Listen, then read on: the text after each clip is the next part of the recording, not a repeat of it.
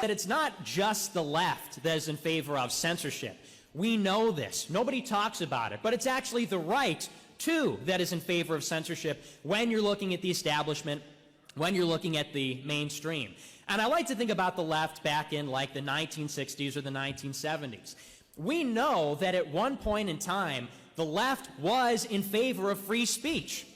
We remember during the anti-war Vietnam protests, we remember that Berkeley was supposedly the birthplace of free speech on the college campus. And now they've turned against free speech. Why is that? We all know why that is. Because free speech is a tool that benefits dissidents. Now that the left is in power, they have no need for free speech. Free speech is the means through which dissidents challenge their institutional power in the establishment. They were outside of power and they supported free speech. Now they are inside in power and they are against free speech. And a similar thing actually has happened on the right. I remember when I was in high school and I got into the conservative movement, I regret to say that I was a big fan of Ben Shapiro, Prager University. Oh, come on, come on. I was a big fan of all those characters, and they were in favor of free speech. I remember they were fighting on the front lines, fighting against Antifa, fighting against protesters, disruption, and so on. And we've seen something very curious happen, which is that since Trump got elected, and since conservatives have built up their institutional support, Daily Wire, for example, got a little bit of support from billionaires known as the Wilkes brothers, and Charlie Kirk got a $10 million check from Foster Friess. Now that they have money, now that they have, in other words, institutional power, suddenly all these establishment conservatives don't really have a need for free speech. And what exactly do I mean by that? Well, there's a very fine line between the conservatives that we see today, like Alex Jones, like Gavin, like myself, who have been censored, and all the conservatives that you see readily able to use YouTube, Twitter, and they're on Fox News. I've compiled actually some examples, some hypocrisies that you see which are unexplainable if you're only thinking about censorship in the paradigm of it's a left versus right issue.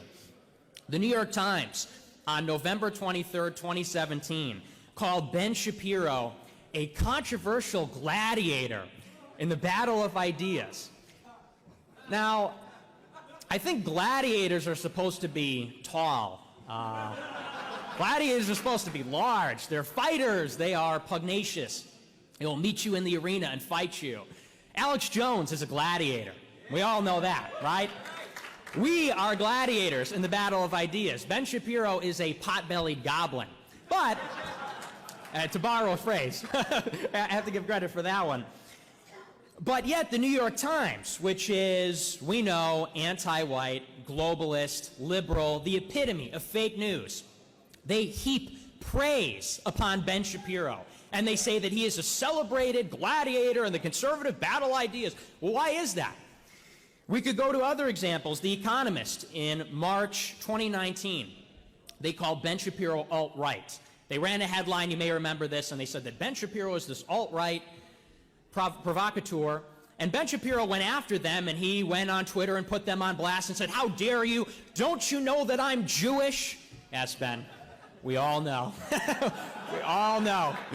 Don't you know that as a Jewish man, I'm the #1 target of attacks by the alt-right? But what did The Economist do? The Economist issued a retraction. They changed the headline, and they put out a groveling apology. "I'm sorry, Mr. Shapiro. We didn't mean to call you alt-right." Does this happen with anybody in this room? When they falsely call us, it doesn't happen. When they falsely call us white nationalist, fascist, neo-Nazi, and we get on Twitter and say, well, I'd like to fact check that. You know, we've never said anything like that. Does Jared Holt, Will Sommers, all these characters, did they put up a groveling apology? "We're so sorry, Mr. Fuentes. We're so sorry, Mr. Jones. We retract the headline. You're just a good conservative." It never happens. There are many other examples of this. CPAC is a perfect example. CPAC last year was sponsored by Google. Shouldn't that be a red flag to anybody? All these people that get on the stage and talk about the censorship of conservatives on the college campus. The censorship of conservatives on YouTube. Even Breitbart, you know, we all heard the clip after the 2016 election when the Google employee said, we're never going to let a Donald Trump election happen again. Well, then why is Google sponsoring CPAC, the event where Trump speaks at? Why were the Heritage Foundation, the American Enterprise Institute, and the Cato Institute present at a Google lobbying conference last month? I also think about even this administration. There's another grand irony. Last year, there was a social media summit at the White House, you may remember. I think some of the people here might have been in attendance. And Donald Trump invited all the influencers who have been censored to the Rose Garden to share their stories and to show support for free speech. But there was actually one notable absence at that conference. Somebody who was invited, but then disinvited. You may remember this. Ben Garrison, who is a great cartoonist, yes? Ben Garrison, who has been censored, was invited to the social media censorship summit where he was apparently supposed to fight against the censorship that he's been a victim of, but he was disinvited. And we all know the reason why. A person by the name of Sheldon Adelson, billionaire funder of the Trump campaign, picked up the red phone to the White House and he said, I don't like the way Sheldon Adelson talks about George Soros. Ben Garrison, I don't like the way Ben Garrison talks about George Soros. I don't like the way that he talks about all these billionaires. It comes across as hateful, anti-Semitic, something like that. So they promptly disinvited Ben Garrison from the social media summit. And what do we see in every single one of these examples? It's very simple. It's the same thing that happened to the left. All these right-wing people that say they're against censorship, they're in favor of free speech, that worked 10 years ago when they didn't have this institutional power. But now that they've got the money, and they've got the think tanks, and they've got the NGOs, and all that institutional power on their side, free speech is no longer convenient for them.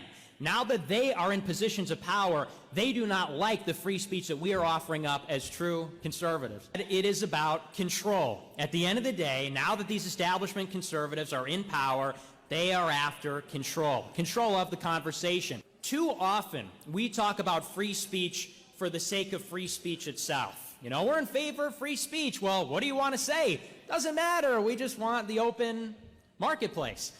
Free speech matters insofar as we are using it to express ideas that challenge the system. That is the crux of free speech. You see, a lot of people out there that will say free speech, but then when it comes to the ideas that actually challenge the status quo, well, then suddenly they don't want to hear it. Suddenly that's outside. We can all agree that's actually not polite. That's actually not civil enough.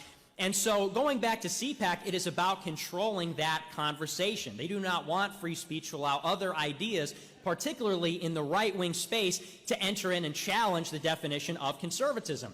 Why is it, as an example, that CPAC claims that the theme for this year is America versus socialism? It is because targeting socialism and the Trump administration railing against Venezuela and socialism sucks is because this is a pretext to defend the interests of the capitalist class, of the firm holders, the elites, the billionaires. We are talking about the Koch brothers. We are talking about Sheldon Adelson. We are talking about billionaires that are responsible for funding the open borders lobby. We are talking about... That's exactly right, exactly right. We are talking about huge titans of industry who are working against the interests of the American people. Why do they say they're against socialism? Because they are funded by these huge billionaires and elites. And when they say they're against socialism, that means open borders for immigration, that means free trade, that means all kinds of loopholes and other things for the big people, for the billionaires, for the people that are making their money off of investments rather than income. That is why they choose to define it in that way. They do not want real conservatives to go into CPAC and make it about America first. They don't want to make it about make America great again and halt the mass immigration, not just the illegal immigration, but the legal immigration. And they don't want us to do that because, again, the people that are putting up the money for their thing, putting up the money for their conference, are benefiting from their open borders agenda. It tells you about the system that Ben Shapiro is a part of the system, and we are not. That is why he is celebrated and we are on the outside. He is saying things that are benefiting the elite and not the people, and we are the reverse. And so In conclusion, you said 30 minutes. I didn't realize we were so pressed here.